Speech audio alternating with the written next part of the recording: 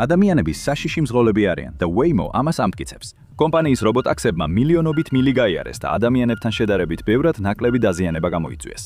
სინამდვილეში ისინი თითქმის 10.4 ჯერ უფრო უსაფრთხო არიან. თუმცა 2025 წლის ბოლოსთვის აშშ-ს გზებზე მხოლოდ 2500 რობოტაქსი მოძრაობდა, მაშინ როცა ადამიანების მიერ მართვადი მანქანების რაოდენობა 297 მილიონს აღწევდა. პროგრამული უზრუნველყოფა მუშაობს. Waymo-ს აქვს გონება, ფული და მონაცემები, მაგრამ ერთი კითხვა რჩება. მე ჯოში ვარ და დღევანდელ ეპიზოდში The Infographic Show-დან სვამთ კითხვას. თუ თვითმართვადი მანქანები მუშაობს, სად არიან ისინი? თავი ერთი, უხილავი გზები.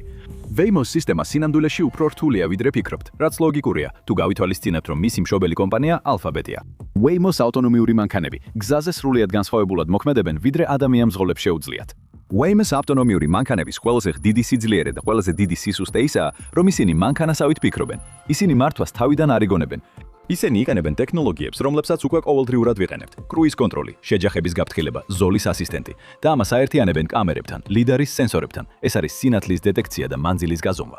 და ქალაქების წარმოუდგენლად დეტალურ ჟუკებთან, სადაც ისინი მუშაობენ, რომლებიც შეგროვებულია ძალიან მსგავსად, როგორც Google Street View-ს შემთხვევაში. მაშინ როცა ჩვენ ერთდროულად მხოლოდ ერთ მიმართულებას უყურებთ, ვამოწმებთ სარკეებს და ბრმა ზონებს, Waymo ყველაფერს ზემოთ ახედავს. ეს გავს იმას, თითქოს მანქანა რუკაზე თითს ატარებს, ქუჩებში ფრინველის თვალით მოძრაობს და არა მძღოლის სავარძლიდან. თქვენ ზიხართ დისტანციურად მართვად მანქანაში, რომელსაც მართავს ხელოვნური ინტელექტის სისტემა, რომელსაც უკვე დაგეგმილი აქვს მარშრუტი. მას შემდეგ, რაც მარშრუტი მის სამგანზომილებიან მოდელში დაიხაზება, ხელოვნური ინტელექტი იღებს კონტროლს. ის მართავს აქტუატორებს, სისტემებს, რომლებიც საჭეს, აჩქარებასა და დამღრუჭებას აკონტროლებენ.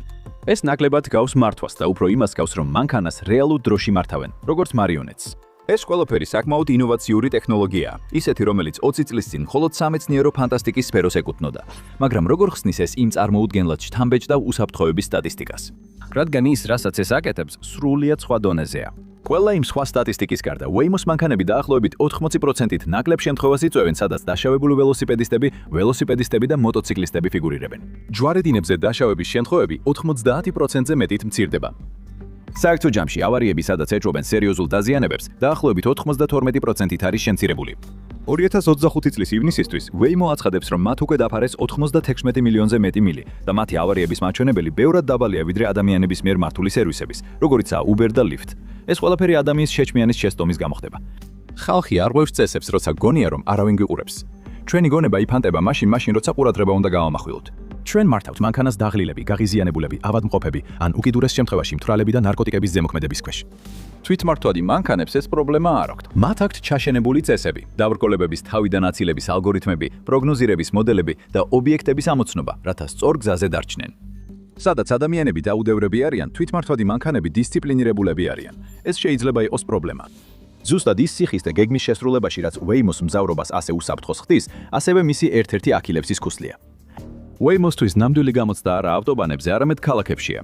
თუ სისტემა იქაც იმუშავებს, ეს ნიშნავს, რომ ის არა მხოლოდ სიცოცხლის უნარიანია, არამედ შესაძლოა შემდეგი ნაბიჯია იმ სამყაროსკენ, სადაც არავის დასჭირდება მანქანის მართვა. რადგან ქალაქები სტატიკური არ არის, ისინი მუდმივად იცვლებიან, არაპროგნოზირებადები არიან, თითქმის როგორც ცოცხალი ორგანიზმები. როდესაც მთელი შენი სისტემა ძალიან დეტალურ წინასწარ შექმნილ რუკაზეა დამოკიდებული, ამ რუკამაც ისეთივე სისწრაფით უნდა განიცადოს ცვლილება. თუ ასე არ მოხდება, ყველაფერი იწყებს დაშლას. შეიძლება წყლის მილი გასკდეს, შუქნიშანი გაფუჭდეს, ახალი ზოლი მოულოდნელად გაჩნდეს, ან მშენებლობამ დაიკავოს ქუჩა. ნარინჯისფერი კონუსები, დროებითი ნიშნები, შემოვლითი გზები, მაღალგამოკვეთილ ტანსაცმელში ჩაცმული მუშები ყველგან მოძრაობენ. ადამიანისთვის ეს უბრალოდ დისკომფორტია, რაღაც რაც ხელს გიშლის სახლში უფრო მალე მისვლა-შესვლაში. მაგრამ Waymo-ს მანქანისთვის ეს სულ სხვა ამბავია. თუ Alphabet-მა რუკები არ განაახლა, ესეთი რამ კატასტროფულია. როდესაც არღვევიმ უხილავ გზას, რომელზეც ეს მანქანები მოძრაობენ, ისინი ვერ ახერხებენ იმპროვიზაციას, ისე როგორც ადამიანი შეძლებდა. ერთადერთი კითხვა ისაა, შეძლებს თუ არა Alphabet-ი ქალაქის ყოველი სანტიმეტრი მუდმივად ხელახლა რუკაზე ასახოს, რათა მათი უპილოტო მანქანები შეუფერხებლად იმუშაონ. თავი 2. შიშის გრძელი ამბავი. ეს შეიძლება იყოს უარყოფითი მხარე Waymo-სთვის და ახსნას ის ბარიერები, რომლებიც რობოტაქსების მასობრივ დანერგვას წინ ეღობება, მაგრამ გაიხსენეთ, რაც ადრე ვთქვით. ეს არ არის პატარა სტარტაპი სილიკონის ველიდან. ეს არის Alphabet-ი, Waymo-ს მშობელი კომპანია და Google-ისა და YouTube-ის მფლობელი, რომლის საბაზრო კაპიტალიზაცია $2 ტრილიონ მეტია. ასევე აქვს ცდომა პლანეტის საუკეთესო პროგრამისტებსა და ინჟინერებზე. ყველაფერი, რასაც ისინი შეეხებიან, თითქოს ოქროდ იქცევა. ხო, გარდა Google Gemini-სა. დააშკარად დაადასტურეს თავიანთი სიტყვების საქმით, ტექნოლოგიის ადაპტირებითა და რუკების სისტემის განახლებით. ყოველ წელს ისინი კიდევ უფრო მეტ ქალაქს ამატებენ თავიანთ სიაში. ამ ვიდეოს გადაღების მომენტისთვის კი უკვე 9,000 ქალაქი აქვთ დამატებული. 2026 წლის თებერვალში მათ ასევე დაიწყეს მე-6 თაობის ავტომობილების ეტაპობრივი დანერგვა. ამ დროისთვის მათ უკვე გადალახეს 200 მილიონი მილი და აქვთ ხედვის სისტემა, რომელსაც მათი ოფიციალური პრეს-რელიზი ახდენს. ციტატა: შორტატა, შორს აღემატება ადამიანის მხედველობის ან სტანდარტული ავტომობილების კამერების შესაძლებლობებს. და ახლა მანქანებს ყურებიც აქვთ. ეს ნიშნავს გარე აუდიო მიმღებებს. ეს მოწყობილობები ძირითადად აფიქსირებენ საგანგებო სამსახურების მანქანების სირენების ხმებს, რათა Waymo არ შეუშალოს ხელი სასტრაფო დახმარების, სახანძრო ან პოლიციის მანქანებს. Alphabet აქვს ფული და რესურსები, რომ მასშტაბურად განავითაროს ის, რაც ოდესღაც მათი საყვარელი პროექტი იყო.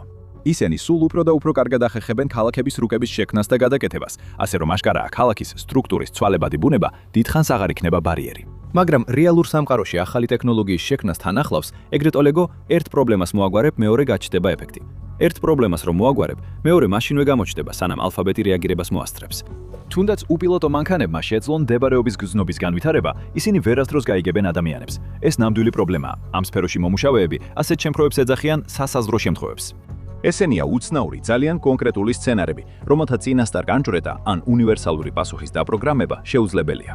ეს არის გრძელი კუდის საშინელებები, როგორც სტატისტიკოსები ამბობენ. ესენია იშვიათი, მაგრამ კრიტიკული ანომალიები, რომლებსაც ადამიანები მტკიციერად იგებენ და რეაგირებენ, მაგრამ კომპიუტერს სრულიად დაბნეულს ტოვებენ. თუ სატვირთო მანქანა, რომელსაც ქათმების ხუთები აქვს დატვირთული, ძალიან მკვეთრად მოუხვევს და გზა კრიახით სავსე ფრინველებით აივსება, ადამიანი იცის, რომ უნდა დააჯიროს მუხრუჭებს. Waymo ასე მოიქცეოდა. რა მოხდება თუ მანქანა მთავარ ქუჩაზე ალკოჰოლით გაჯერებულ ჰელოუინის რამეს მიდის და ვიღაცამ, რომელიც დინოზავრის გასაბერი კოსტიუმითაა სარკე დაუვარდა, რამაც მანქანის ციფრული სენსორები დააბნია. დიახ, ეს ჰიპოთეტური მაგალითებია, მაგრამ რეალურად კიდევ უფრო უცნაური რაღაცებიც მომხდარა. თვითმართვადი მანქანები პირდაპირ წყალდიდობაში შევარდნილან, რადგან მათთვის სპეციალურად არ დაუპროგრამებიათ, რომ ასე არ ექნათ. ისინი ასევე ვეხვდებოდნენ, როგორ აეცილებინათ აქტიური დანაშაულის ადგილი, სადაც პოლიციას იარაღი აქვს ამოღებული, რაღაც რასაც ადამიანი მზღოლი უმეტეს შემთხვევაში გონივრულად მოერიდებოდა. და ერთ-ერთ ყველაზე შემზარავ შემთხვევაში, რომელიც აღმოაჩინეთ სან-ფრანცისკოში 2023 წელს, Waymo-ს თვითმართვადმა მანქანამ ფეხით მოსიარულეს გადაუარა და 20 ფუტით გაათრია, რამაც მრავალი სერიოზული დაზიანება გამოიწვია. ეს ძალიან ადამიანური არჩევანი არ არის. ამის მიუხედავად, შეიძლება ითქვას, რომ Waymo არ ყოფილა ჩართული რამდენიმე გახმაურებულ საქმეში, რომლებმაც შეიძლება საზოგადოება ცოტათი შეაშფოთა თვითმართვად მანქანაში ჩაჯდომის იდეით. Waymo-s მანქანებს მუდმივად აკრიტიკებდნენ იმის გამო, რომ გაჩერებულ სასკოლო ავტობუსებს საშიში სიჩქარით უვლიდნენ გვერდს. 2023 წელს Waymo-მ ძაღლი გადაუარა. იმავე წელს ორი მანქანა სწრაფად მიყოლებით შეეჯახა ერთსა და იმავე სატვირთოს. 2024 წელს მათ ველოსიპედისტი დაარტყეს და ტელეფონის ბოტს შეეჯახნენ. ყველაზე უცნაური და იშვიათი შემთხვევებიდან ერთში, Waymo-მ სან-ფრანცისკოში დიდი სკანდალი გამოიწვია, როცა მათმა მანქანამ ინტერნეტში ცნობილი უბნის მაღაზიის კატა, KitKat, დაარტყა და მოკლა. ამან ისეთი აჟიოტაჟი გამოიწვია, რომ ადგილობრივმა საბჭოს წევრმა წამოიწყო კამპანია კანონმდებლობის მისაღებად, რომელიც ადგილობრივ მთავრობებს საშუალებას მისცემდა თვითმართვადი მანქანები უკანონოდ გამოაცხადო. და ეს საკმაოდ მსუბუქადაც კი ჩანს. 2026 წლის ინციდენტთან შედარებით, როცა Waymo-s ტაქსიმ მასობრივი სროლის ადგილზე მიმავალი სასტრაფო დახმარების მანქანას გზა გადაუკეტა. ადამიანები კი ადამიანური შეცდომების მსხვერპლნი არიან. მძღოლის გარეშე მოძრავი მანქანები შეიძლება სისტემის შეცდომის მსხვერპლნი გახდნენ. ეს ის რაღაცაა, რასთანაც გენერაციული ხელოვნური ინტელექტის ეპოქაში ყველანი უფრო მეტად გავიცანით. ესეთი სიტუაციები მხოლოდ ადამიანებს შეუძლიათ გაიგონ, იმიტომ რომ ბოლოს და ბოლოს ჩვენ ადამიანებად გვიცხოვრია. ჩვენ შეგვიძლია რეალურად შევიგრძნოთ რა ხდება შიგნიდან. ხანდახან ნამდვილი სიმართლე და რეალობა შეიძლება დაიკარგოს იმ უზარმაზარ მონაცემებში, რომლებზეც მძღოლის გარეშე მანქანებს წვრთნიან. და კრიტიკოსები აღნიშნავენ, რომ ასეთი სცენარების მიხედვით კომპიუტერების გაწუხტნა ახლა უფრო რთულია, ვიდრე ოდესმე. ეს იმიტომ, რომ მანქანების რეალურად ასეთ იშუშვიათ და სახიფათო სიტუაციებში ჩაყენება როგორც სახიფათოა, ასევე უკიდურესად ზვირად ღირებულირებული, რადგან ტექნიკას სერიოზული რისკები ემუქრება. და მაინც იშვიათი არატიპური სცენარების პრობლემა მარტივია. რამდენიც არ უნდა გაწურთნა, სამყარო ქაოტურია და ყოველთვის გამოჩნდება ახალი სიტუაციები. ერთ-ერთი შემოთავაზებული გადაწყვეტა ვირტუალური AI სატესტო სივრცეების გამოყენება, სადაც Waymo-s მანქანების კომპიუტერები შეძლებენ რაც შეიძლება მეტი სცენარის გამოკვლევას. ეს აუმჯობესებს მათ საშუალო მაჩვენებელს, მაგრამ იგივე პრობლემა რჩება, ისინი მაინც ვერ შეძლებენ ყველაფრის წინასწარ განჭრეტას ან რეალურ დროში რეაგირებას. თუ Waymo-s მანქანა მოულოდნელ სიტუაციაში გაიყინება, ამას შეიძლება მსხვერპლი მოხვდეს. ეს ყველაზე ცუდი შემთხვევაა, მაგრამ მაინც ძალიან რეალური სცენარია. თუმცა კრიტიკულ სიტუაციაში Waymo-s ნამდვილად აქვს დამალული სარეზერვო გეგმა. ერთი, რომელიც ამ ხელს საიდუმოს, რომელსაც ზოგიერთი ამტკიცებს, რომ ეწინააღმდეგება ნამდვილი თვითმართვადი მანქანების არსს, თვითმართვადი მანქანების ერთ-ერთი უპირატესობა, გაქვთ მეტი დრო, რომ უყუროთ ესეთ ვიდეოებს, ასე რომ არ დაგავიწყდეთ მოწონება, გაზიარება და გამოწერა. ნუ იდარდებთ, მანქანა არ გაგკიცხავთ, თუ ბევრ ვიდეოს უყურებთ ზედიზედ. თავის სამი მოჩვენება მანქანაში. თვითმართვადი ან ავტონომიური მანქანები ზოგჯერ ისეთივე მარკეტინგული ხრიკია, როგორც განვითარებადი მეცნიერების ტექნიკური ტერმინი. ეს იმიტომ, რომ თუ საგანგებო სიტუაცია გამორთავს თვითმართავ ფუნქციებს, მანქანის მართვის უფლება დიდი ალბათობით გადაეცემა გადაღლილ ტექნიკოს ფილიპინებში. სწორია. მიუხედავად იმისა, რომ Waymo ამტკიცებს, რომ ეს ავტონომიური მანქანები ადამიანურ ძღოლებზე უკეთესია, ნამდვილი საგანგებო სიტუაციის დროს სწორედ ათასობით მილის დაშორებით მყოფი ადამიანი უნდა გიხსნათ. Waymo ამ საკითხზე არაერთგვარ უნდა საუბრობს და ამბობს, რომ დისტანციური თანამშრომლები, რომლებიც ხშირად ერთდროულად 40 სხვადასხვა მანქანაზე არიან პასუხისგებლები, მანქანებს არ მართავენ. ისინი უბრალოდ ხელოვნურ ინტელექტს აძლევენ მითითებებს, მაგრამ საბოლოო ჯამში ეს ხომ უბრალოდ სიტყვების თამაში არ არის. და მესამე მხარის საგანგებო მსხოლებზე დაყრდნობა არც ისე საინტერესოა, როგორც იმაზე ფიქრი, რომ მანქანა ყველაფერს აკეთებს, რასაც რეკლამა ხპირდება. ეს ასევე სერიოზული უსაფრთხოების რისკია, რადგან სისტემა შეიძლება გახდეს ბოროტე განზრახვის მქონე პირის მიერ გატეხვის სამიზნე. სენატორ ედ მარკის სიტყვებით, რომელმაც სისტემას წინააღმდეგობა გამოუცხადა, საზღვარგარეთული დისტანციური დახმარების ოპერაციები შეიძლება უფრო მეტად დაექვემდებაროს მტრული პირების ფიზიკურ ხელში ჩაგდებას, რაც მათ ათასობით მანქანაზე მძღოლის მსგავსი კონტროლის საშუალებას მისცემს. ისინი სწრაფად შეიძლება გადაიქცეს უცხო ძალების იარაღად, რომლებიც ცდილობენ უდანაშაულო ამერიკელებს ავნონ. და როცა წარმოიდგენთ, რომ თქვენი მაგარი უპილოტო ტაქსი შეიძლება მოულოდნელად გადაიქცეს უზარმაზარ დისტანციურად მართვად მანქანად ტერორისტისთვის, რომელიც 10,000 მილის მოშორებითაა, მიხვდებით, რატომ იწორს ეს ზოგიერთ ადამიანში შეშფოთებას. თავი 4 კაპიტალის კოშმარი. როცა ფარდას ახდით იმ პროცესებს, რომლებიც Waymo-ს შთამბეჭ და უსაფრთხოების სტატისტიკას შესაძლებელს ხდის, ნათელი ხდება, რომ ამ სისტემის ამუშავება სულაც არ არის მარტივი საქმე. თუ ავტონომიური ტაქსების ინდუსტრია საბოლოოდ მიაღწევს გლობალურ ფლოტს, თქვათ 10 მილიონ უპილოტო მანქანას გამოდის, რომ ყოველი დაახლოებით 40 მანქანიდან ერთზე დაგჭირდება გადაუჭირებელი დისტანციური დახმარების ოპერატორი. ეს ნიშნავს, რომ მინიმუმ 14 მილიონამდე ასეთი ტექნიკოსი მუდმივად მზად და აქტიური უნდა იყოს. დაფიქრდით ლოგისტიკაზე.